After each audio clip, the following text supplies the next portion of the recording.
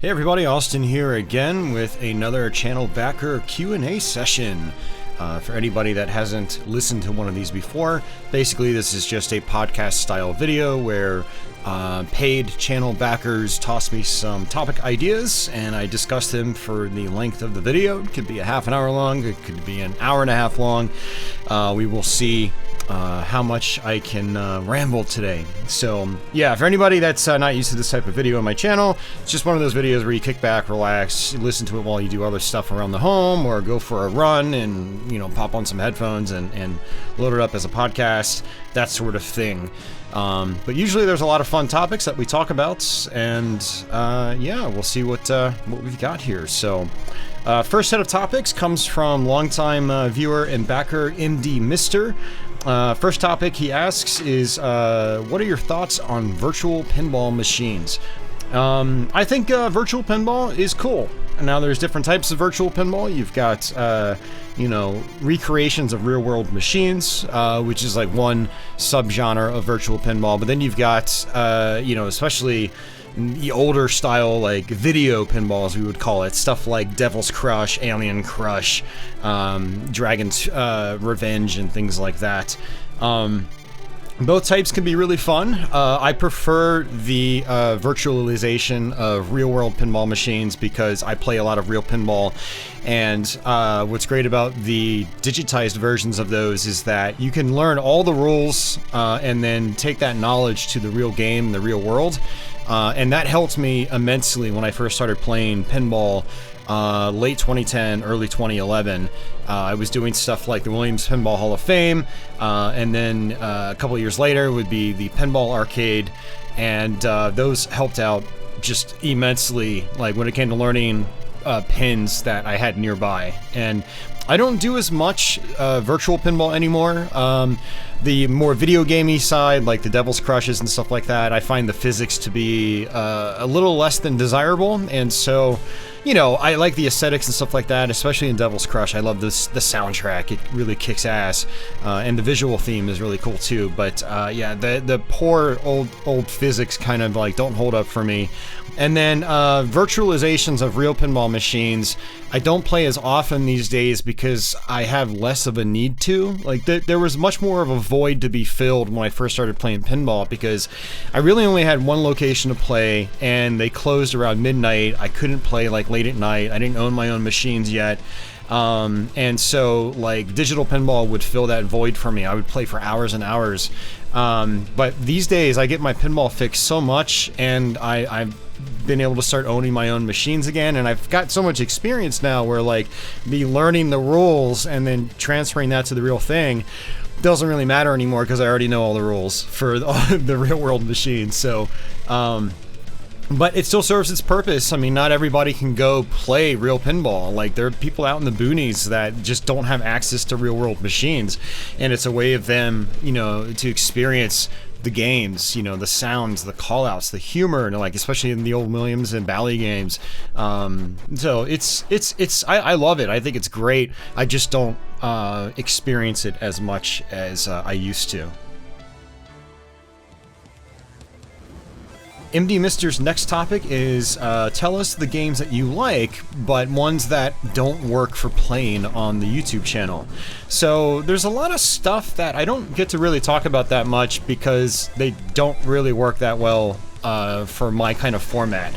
Yeah, I have some long streams and stuff like that, but when you get games that take 20 to 30 hours to go through, it's really exhausting trying to go through those games and crank them out quickly, as I like to do. I like to have a stream, at least a stream every week, sometimes multiple streams, and spending all that time on a really long game just doesn't work. And so that's a variety of types of games. That could be like, you know, strategy games, maybe RTS games. That could be traditional role-playing games, JRPGs, I should say. Western-style RPGs, dungeon crawlers, and things like that. Yeah, simulation games, you know, say like City Skylines or something like that. Maybe city builder simulators. Yeah, there's a bunch of games like that where I have actually dabbled in all those genres, and there are games in those genres I do like, and there are, especially with like JRPGs, I grew up with some of like the all-time greats, the seminal ones that really pushed the genre forward into what it is now. And one of them is, say, the original Final Fantasy, and then Final Fantasies 4 and 6 on the Super Famicom, or Final Fantasies 2 and 3 on Super Nintendo. Played those games a lot, like to death growing up, and I absolutely loved those games. You know, there's Chrono Trigger on Super Nintendo. That's a pretty long RPG. I like the game, but probably won't work for playing on my channel. Same with some later or more current RPGs, I should say, that I did actually dive into, like the first Xenoblade Chronicles or Xenoblade Chronicles X on the Wii U. Again, games I like, but they're just too long, and also they're the kinds of games where like there's loads of knowledge that can be had in those games, and I just don't have like the crazy knowledge about them like I would for something more simple, like and straightforward, like Mega Man 1 or, you know, Ninja Gaiden or Castlevania or something like that. So chances are I'd also like stream those games and get like tons of backseat driving, and that in and of itself would wear me down and annoy me. So yeah, stuff like RPGs. There's some real-time strategy games I like the original StarCraft I played that game so much back in the day.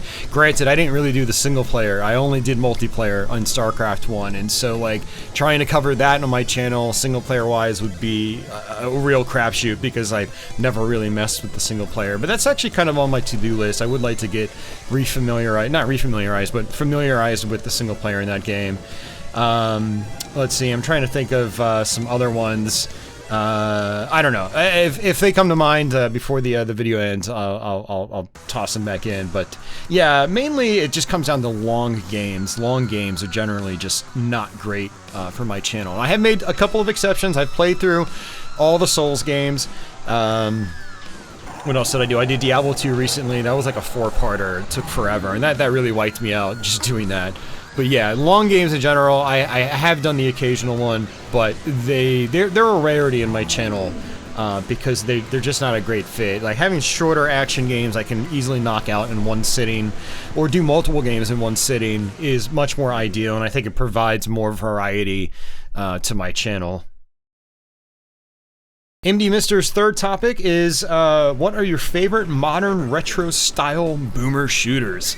So for anyone that doesn't know what a boomer shooter is, it's basically a classic mid-90s style or mid-90s influenced first-person shooter. So they're usually fast, like run-and-gun games, kind of like Doom and Quake and Duke Nukem and whatever. But honestly, MD Mister, I have not played that many of them. It's a genre that I just, you know, I got into the first few that were released that were like kind of like well known. So I did play some Ion Fury. I played like the first episode or two. Always been meaning to go back to that. That's really, really good. It's a very good game. I would like to go back to it someday, but I hear it's just super long, and you know, following up on the last topic, where super long games aren't great for my channel, or at least they're not great for me, you know, as a streamer. I get wiped out doing really long games.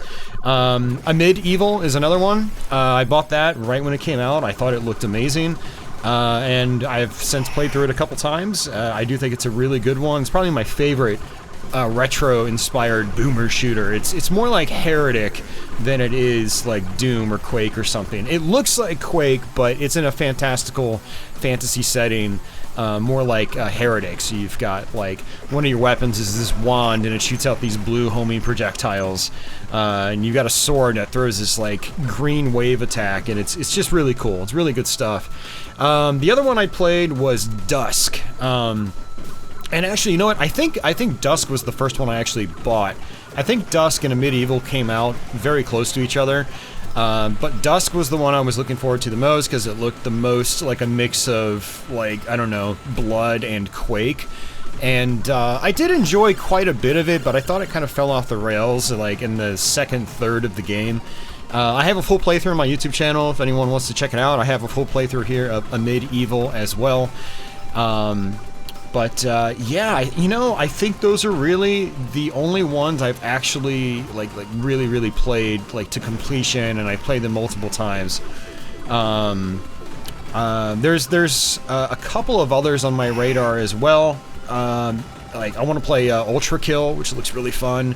But there's a lot of these coming out too. Like I follow like 3D Realms and Apogee on Twitter, or X as they call it now, and it's almost like there's a new retro FPS coming out every week. So oh, there's another one on my wish list on Steam, because as of doing this recording, we've got the Steam Winter Sale, and I think Nightmare Reaper was one of those, and I've had it on my wish list for like a year or two now, and I think it was like well over half off, so, and I had a Steam gift card, so I think I actually bought that the other night, so I need to go and try to play that. That looks pretty cool, so, but yeah, that's, those are about the only ones I played, and I know there's so many potentially on the radar, but I don't even know if I'll get to any of them, because so many games, so little time.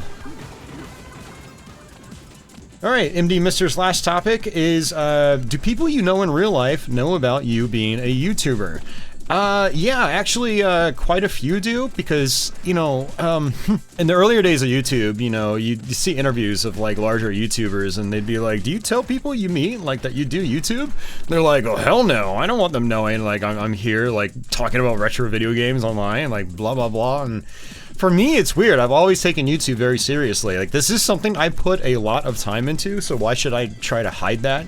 Yeah, I don't have a gazillion subscribers, but I do have a solid community that I've got my regulars, and, you know, I feel like my effort's not completely wasted, and people enjoy it, obviously. You know, if my views are anything to go by, and you know, the amount of regulars I get in my live streams and the view counts we get in the live streams live on the spot is any indicator. It's like I'm doing something okay here, you know, and I'm not ashamed to tell people that. And I'm also not ashamed to, like, cancel plans, or not cancel plans, but if someone is like, hey, you know, we're doing this thing on Sunday night, are you available? And I'd be like, no, I was planning to do this stream, so I'm probably not going to be able to make it.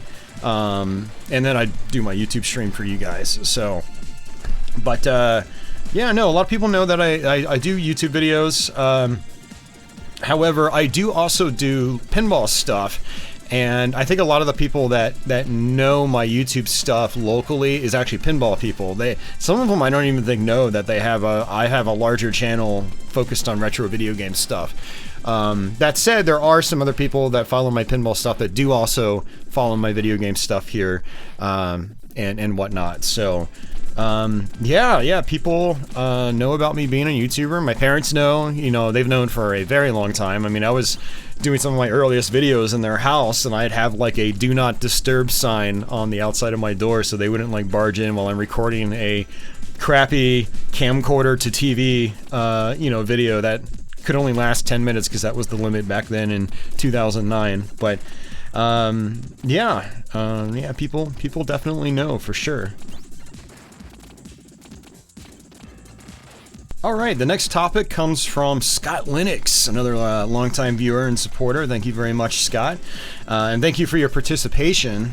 He's one of the regulars that actually participates on the Q&As, so much appreciated for that. Anybody that is a channel backer listening to this, just make sure you're watching out for like my community posts that are to channel members only, and Patreon backers. Make sure you're jumping into Patreon occasionally and checking my posts and updates, because that's where I drop the notification that I'm getting topics for the next podcast style video like this. But yeah, thanks again to everybody that has actually submitted topics for these, because this is definitely a situation where without the interaction from you guys, this video series would not exist, because it kind of depends on you. So thank you very much, guys. But yeah, Scott asks, what's your opinion of the best 16-bit shoot-'em-ups or shmups? Best is definitely a very subjective thing, especially when it comes, I think, to that era of shoot-'em-ups.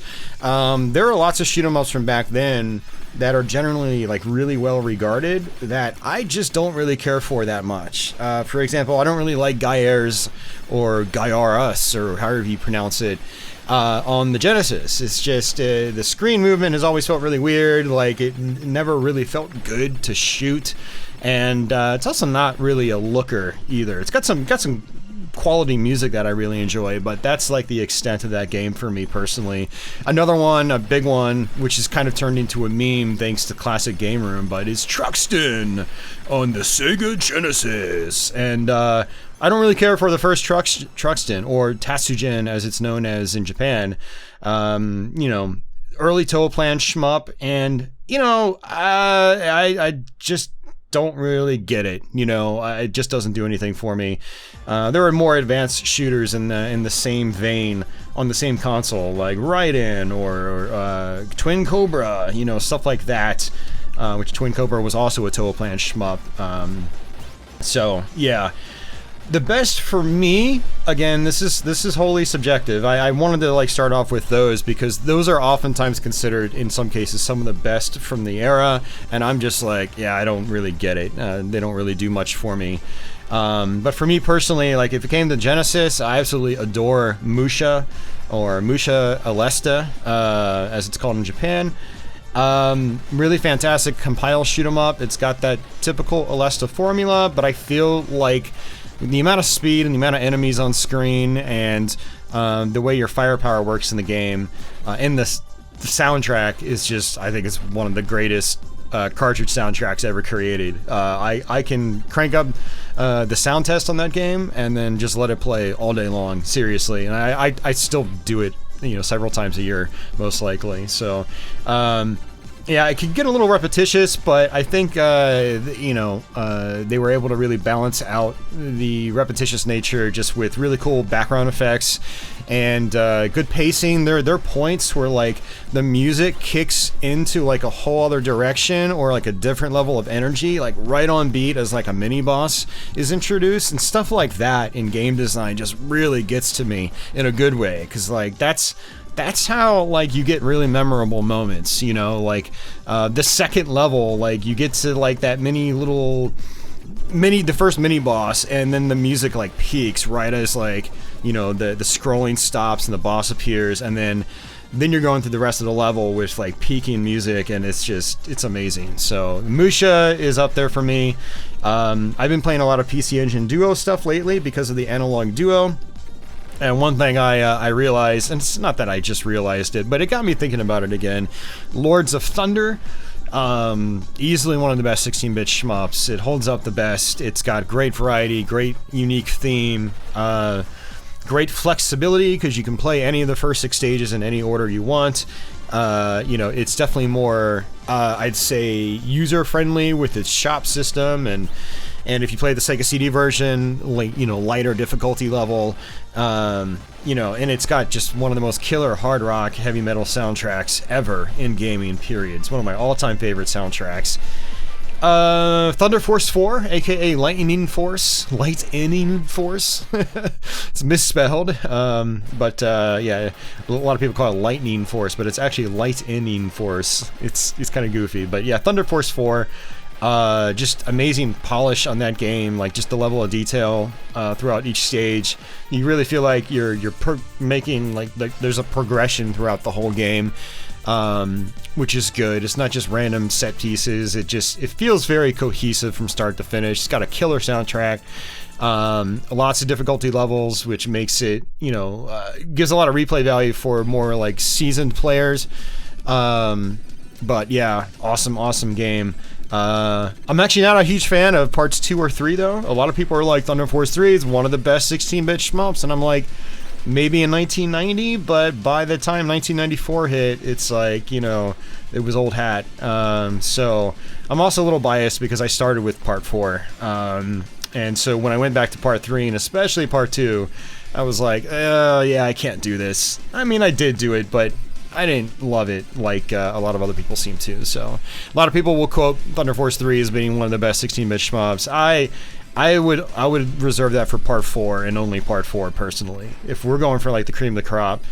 Let's see, what else was there on like Super Nintendo that I could, you know, consider putting up there as some of the like the top. I don't know.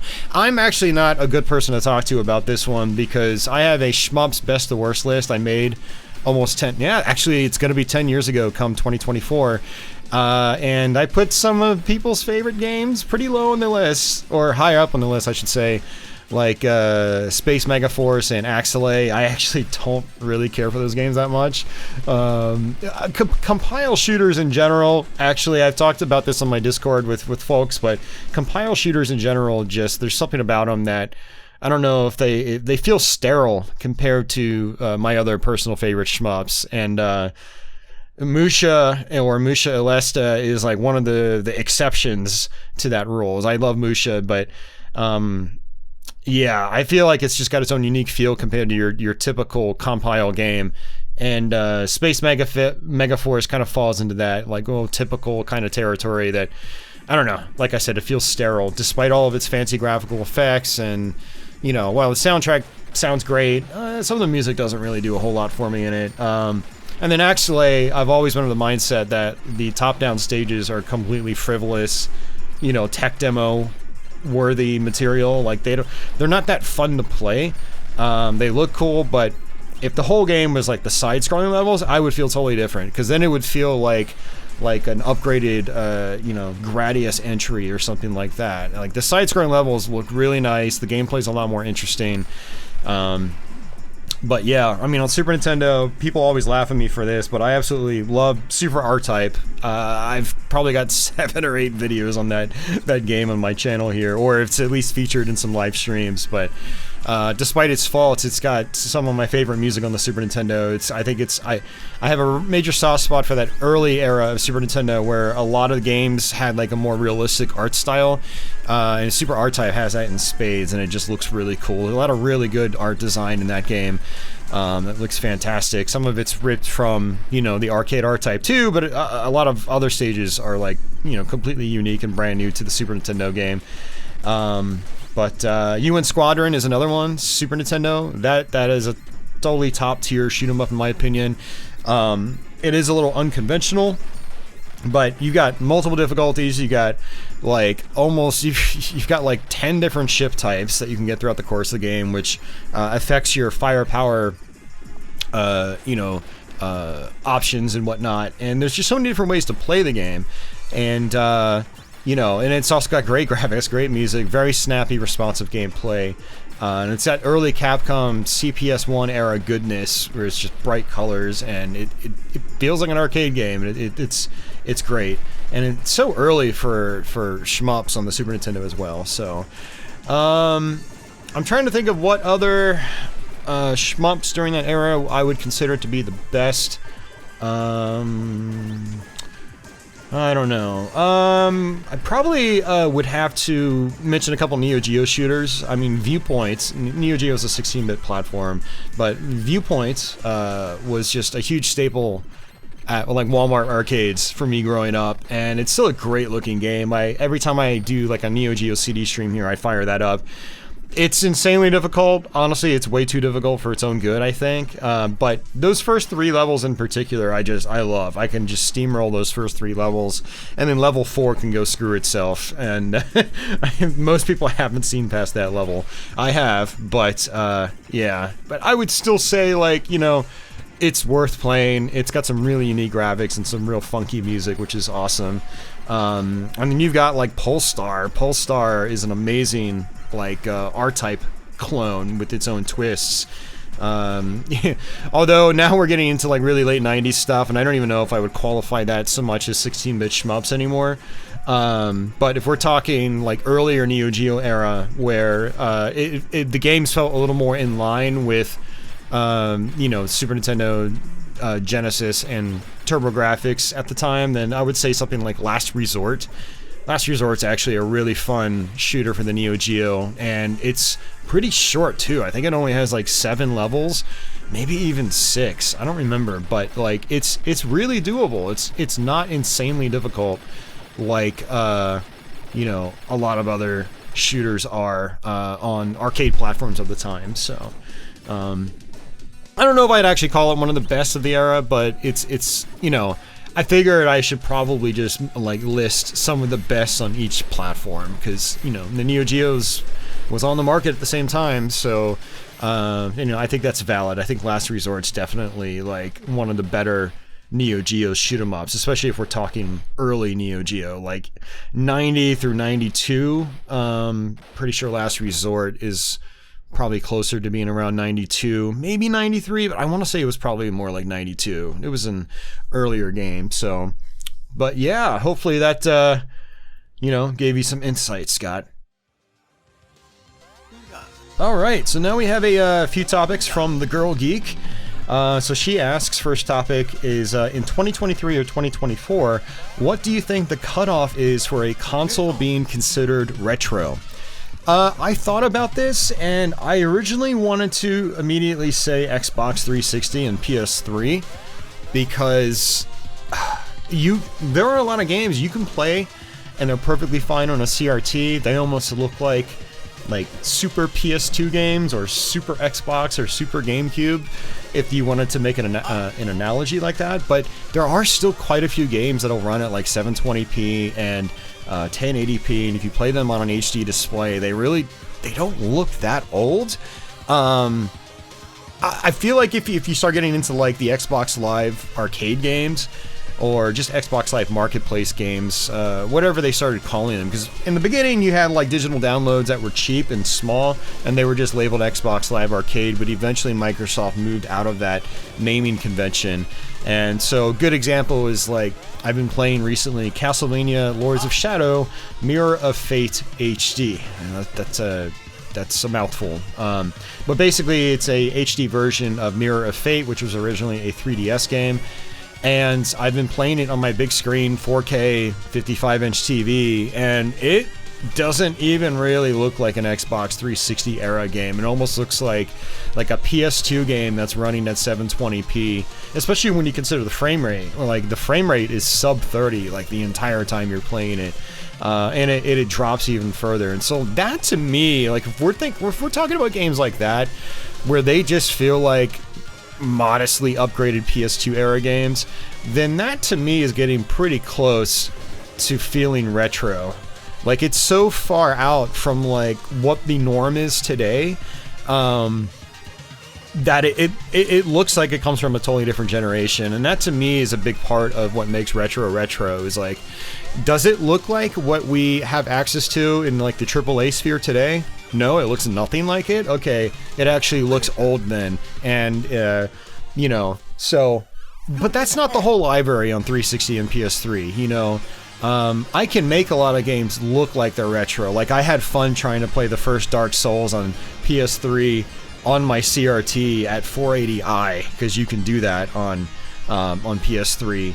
And I was like, wow, this looks like if Dark Souls was in the PS2 era. It was pretty cool. I was having fun doing that. I played DMC Devil May Cry on PS3 in like 480i on a CRT instead of playing in like 720, whatever it was probably available on. And I streamed it that way too. But I don't know, that game was actually pretty busy. So even at the low resolution, it still looks like something that, it looked more like a current game than it did an old game, even when playing on that CRT setup. So I would probably say retro is limited for me at the Dreamcast and PS2, Xbox, GameCube era. And even then, some of those consoles, like, if you do the original Xbox, you're playing stuff like Panzer Dragoon Orta, or you're playing like Outrun 2006, they still feel pretty modern. Like, they're really well-made games. They're polished, they run at 60 FPS, they both run at, I think, higher resolutions. Like, they can do 480p, I believe, both of them. GameCube's got some pretty damn sharp-looking games. You look at F-Zero GX, and it's nice and crisp. It runs at 60 FPS. It's a tough one. Like, even I feel like that generation, it's pushing. It's kind of pushing the limits. In a way, I would probably limit retro to PS2 and Dreamcast, if that makes any sense, because like Xbox and GameCube across the board had a tendency of looking more detailed and more advanced than either of those two other platforms. And Dreamcast in particular, a lot of its library, it's more like a Super Nintendo 64. Like, it's a really capable console, and there's obviously some really impressive stuff on it, but I feel like the Dreamcast is closer to, like, the N64 overall in, like, aesthetics and stuff like that, polygon counts and whatnot, than even, like, late PS2 in particular. Like, PS2 was a significantly more beefy console.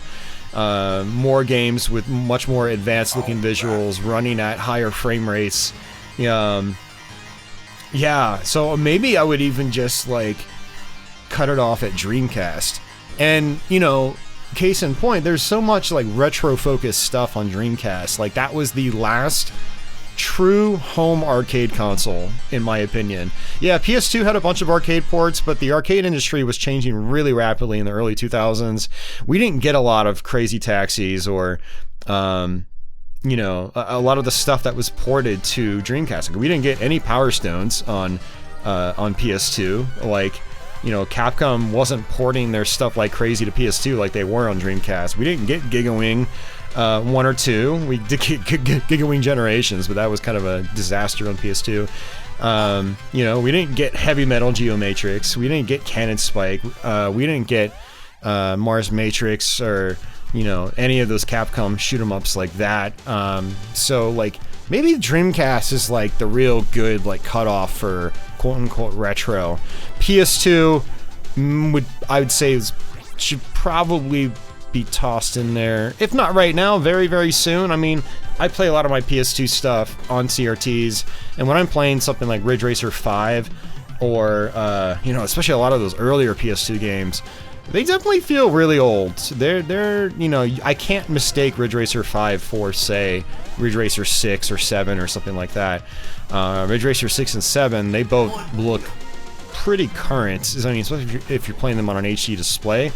They both look pretty crisp, so yeah, that's always going to be a tough one. But yeah, I would say Dreamcast, PS2, Xbox and GameCube were really pushing it because, like, again, Xbox especially is known for having a bunch of games that do 720p. You know, both Xbox and GameCube have a lot of games that do progressive scan. I mean, so technically it is Dreamcast and PS2, but Xbox just has some, you know, visual capabilities. Like, I remember the bump mapping for the time, and which makes a lot of its games like still look pretty decent. So I don't know. That's a tough one, but hopefully, you know, I was able to at least give you guys some ideas or you know, ways of thinking about it. And you can drop a comment down below and let me know your thoughts as well. So Girl Geek's second topic is, what is a gaming genre you wish you got into earlier? So I would probably say, you know, I play a lot of action games. You guys know that. That's kind of my bread and butter. Action and shooting games, whether it's from the side-scrolling, top-down perspective or first-person perspective. You know, that's kind of my bread and butter. I would have probably gotten into more like slower-paced games if I had a choice back in the day. Now, part of the reason for not getting into slower-paced, longer games back in the day is I didn't really have a capable computer until about 95, 96. And by the time I was there, I was playing a lot of, like, you know, I was just really playing catch-up on all the PC first-person shooters and stuff like that. But had I had a more capable computer earlier, I would have liked to have experienced more of, like, the Western dungeon crawlers, or maybe the classic computer RPGs, like the Ultima series. I never really experienced any of the Ultima games, and I know they were, like, a huge deal in the 80s. But also the Western dungeon crawlers, you know, like your Dungeons and Dragons games, like Eye of the Beholder, your Might and Magic games, stuff like that. I did play one dungeon crawler like that on a Palm Pilot, specifically my Tapwave Zodiac, when I was getting into that around 2009. And I got through most of the game, and figuring out the puzzles and stuff like that was really interesting. I ultimately did not finish the game because, like, whatever walkthrough I was using didn't have, like, the details filled in, and I just couldn't figure stuff out. But it was really interesting to me, and it put me in, like, this different world that had this ominous, threatening vibe to it, and I liked that. I thought that was really cool, and you know, that was a genre that was pretty popular in the late 80s in particular, and, you know, I could have seen myself getting into more of those growing up. Simulation or city builders, you know, I kind of wish like I had tried getting into, say, SimCity 2000 when I was young. I played the first SimCity on Super Nintendo, but that was really the only one in that genre, and even then I could only get so far, and then I would take out bank loans, and then it would basically be game over because I was so far in debt I couldn't do anything, and then I would just trigger like a tornado and destroy the whole city or something, or King Koopa or Bowser, who's basically the Godzilla or Kaiju replacement in the Super Nintendo version. It's pretty funny. Yeah, stuff like that. And then real-time strategy games. I would have liked to have actually played those more in single player in particular. Like, I wish I really tried harder at, say, Command and Conquer, the first one. I played it last year on my MS-DOS PC, and I was having a decent time with it. A lot of trial and error and stuff like that, but it was kind of cool to revisit as an adult. But having a lot more time as a, you know, young teenager or something, when the game was brand new, like, that would have been, you know, probably cool to experience. Same with something like Warcraft 2. I had friends that just lived off that game, both in single player and in on Battle.net. But, yeah, so, you know, genres like that, or genres that, you know, I probably wish I had more time with, at least when I was younger. I did mix it up with a lot of different genres back then. Like, I did play Command & Conquer, but I only played, like, the first couple maps, you know. I didn't really get into it like a lot of people did. So, like, I feel like diving deeper into those genres could have been interesting for me, but who knows? Alright, the next set of topics comes from Saikazu STG, aka his name's Adam, so a lot of times you guys will just hear me naming him by Adam. I've known him a long time here on through YouTube and Twitch now, so thank you for the topics, Adam. But his first topic is, what did you think of the new Wayforward Contra game announcement? So, about a month or two ago, it was announced by Konami officially that Wayforward, the developer, is creating a new Contra game for them. And apparently it's a, according to what I've read, it's actually, you know, like you know, they're both working together as companies. Apparently Konami approached them, supposedly, with this, like, game plan for a new Contra game, like, with, you know, probably concept art and, like, storyboards and stuff like that, and themes and whatnot. And what do I think of it? I'm a little mixed on it right now, honestly. I'm all for a brand new Contra game if it's good. Whether it'll be good is going to really depend on... Ultimately, it's going to depend on gameplay, I think. But I really, really liked Contra 4 on the DS. That was also by Wayforward. But it had really nice, like, 2D chunky pixel art. You know, it's a gorgeous looking game. And the new Contra, Operation Galuda or whatever it's called, it doesn't look that pretty, to be honest with you, which is kind of inexcusable for 2023, 2024. But looking at it, I can see the gameplay looks like it'll probably be fun. I see a lot of Contra 4 in it, both from, like, boss designs, how big the bosses are, how complex they'll be, to just how the shooting works, you know, how your bullets kind of cut through enemies and stuff like that. So I'm cautiously optimistic. Very much cautiously optimistic about the new Contra, and I'll be looking forward to seeing what other people say when it comes out, particularly, like, the more hardcore classic Contra fans. And to follow up on this question, Adam asks, what does a modern Contra game need? I mean, for me personally, it needs good action, whether it's more like classic Contra, being the first couple NES games where there's a lot of improvisation you can do with those games. They're not as hardcore rote memorizers. Or if you're going to make a hardcore rote memorizer like Contra 3, Contra Hardcore, Shattered Soldier, it's got to be bombastic and wildly creative and over the top. That's what makes those games a lot of fun. And just making a memorization-based experience where, you know, it's a satisfying learning experience as you learn the game. But ultimately, it's just gotta... it's just gotta follow in the footsteps of other good Contras of whatever specific type you're trying to replicate. Like, if they're trying to replicate more like the Contra 4 thing, I'm totally okay with that, because Contra 4 was a lot of fun. There was a lot of creative stuff going on.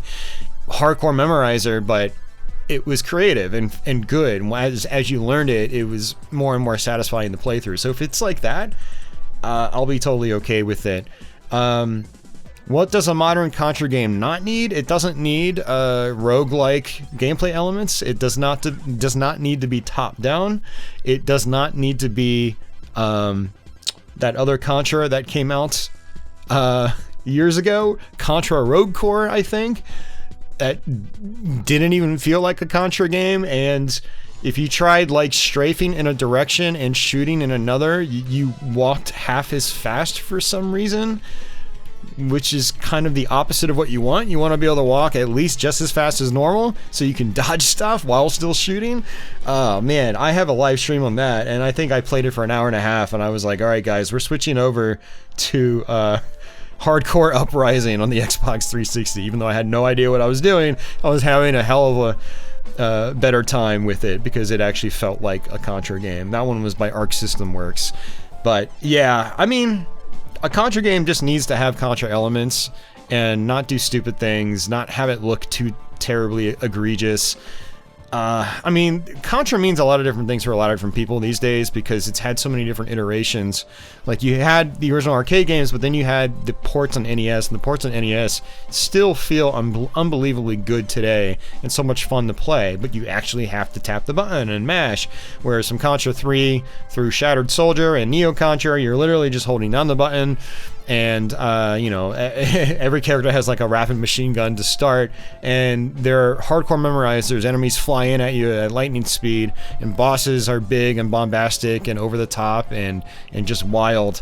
And so, I mean, again, Contra means different things to different people. I've always, while I love Contra Hardcore on Genesis in particular, the hardcore memorization style didn't do it as much for me as, say, Contra and Super C on NES, where I had to actually mash the buttons, and they were more moderately paced, and you didn't have enemies just flying in left and right at lightning speed. They're the ones I go back to the most. And so, I mean, it just depends on the kind of Contra experience you're trying to replicate. As long as they're not trying to replicate Legacy of War, or not Operation C. That's the game. That's the first Game Boy one. C, the Contra Adventure, which I actually have a soft spot for, and I need to actually do a full playthrough of that here sometime soon. Been meaning to do that for a while. But as long as they're not trying to replicate games like that, I think it might be okay. And if they're not trying to do another Rogue Core, which it's obvious they're not with this new announcement, I have faith it'll be at least decent enough to be enjoyable. But yeah. Alright, this next set of topics comes from Chenti999, and I kind of gave him crap for this on Discord, because you guys know how I can't do, like, my top favorite this or top favorite that.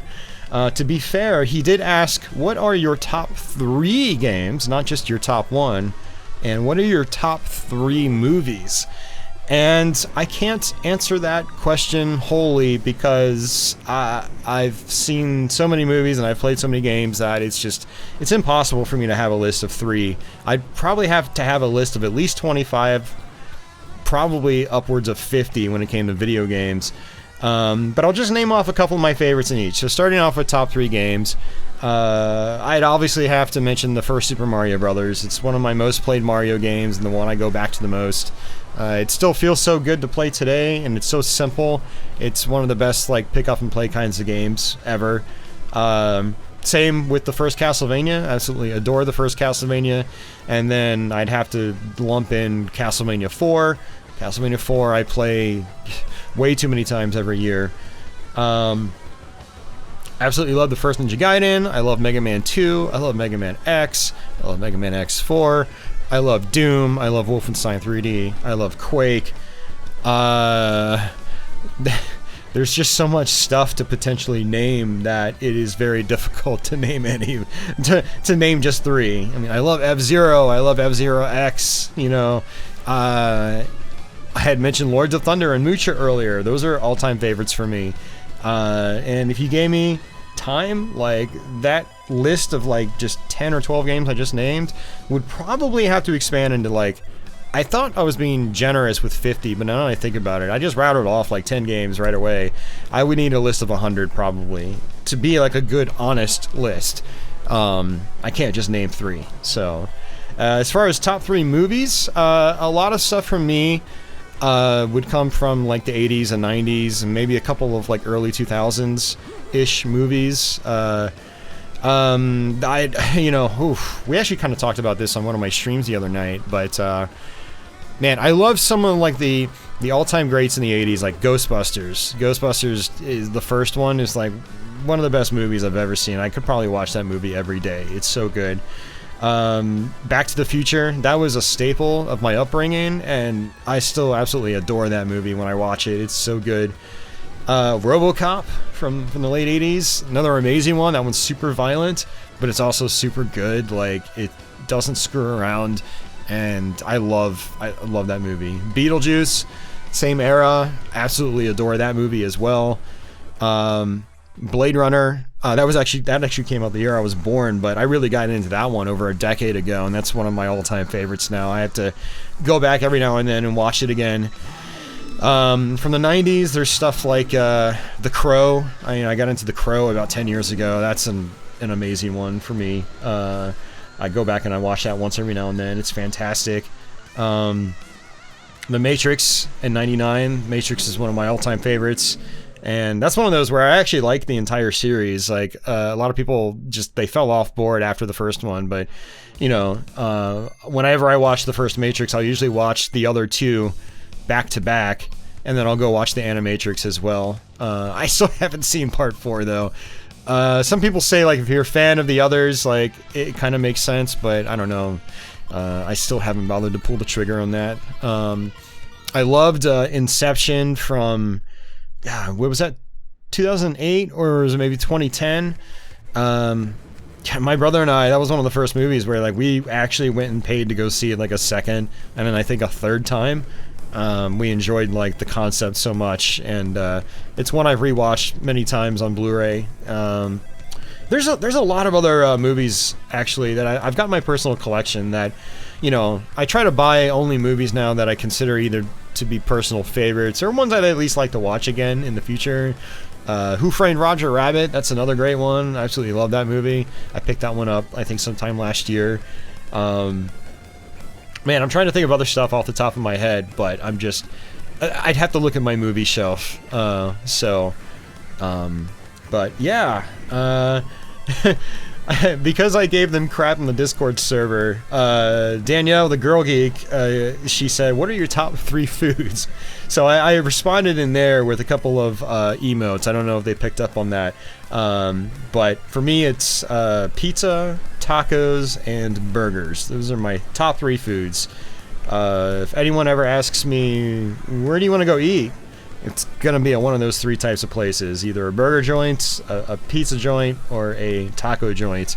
And I mean, that can range from crappy Taco Bell all the way up to just like really good, like, real Mexican food, which thankfully I've got both choices in my area. So, but yeah, that's basically it, guys. That's the whole topic list. Thank you guys for all of your submissions. I really appreciate it. And again, if you want to like partake in this in the future, I'd like to do more of these on a more regular basis, because it is kind of like low effort content, but it gets me to just talk about random stuff, and they're not too hard to put together and edit. I can crank them out in like one night and then have them up on the channel backer only areas first, because I like to post my videos there early for you guys. The dedicated videos anyway. Live streams are a different story. So, but yeah, if you want to participate in these in the future, if you're a channel backer, make sure you're watching out on my, make sure you got notifications on, so when I do a community only post or a channel backer post with things like, Q&A topic lists, you'll get notifications of that, and then you'll know to jump in and participate, toss topics my way. Same with on Patreon. I'll make you know, backer only posts, you know, looking for topics and questions and stuff like that. So, you know, make sure if you're a Patreon backer that you're popping in on Patreon and looking at my gameplay and talk page occasionally, you know, maybe pop in once a month or something like that. Because if we can get more participation like this, then the more often I will be willing to do these types of videos. I think it's good and relaxing for me, but I think, you know, there's a lot of cool topics we talk about, and you guys get to kind of dig into my brain a little bit, you know, through these types of videos. So, but yeah, thanks again to everybody that supported and participated, and you know, anyone that listens to this after the fact, hopefully you enjoyed it. And yeah, that's gonna do it for me, guys. So have yourselves a great day or night wherever you are out there in the world, and until the next one, take it easy.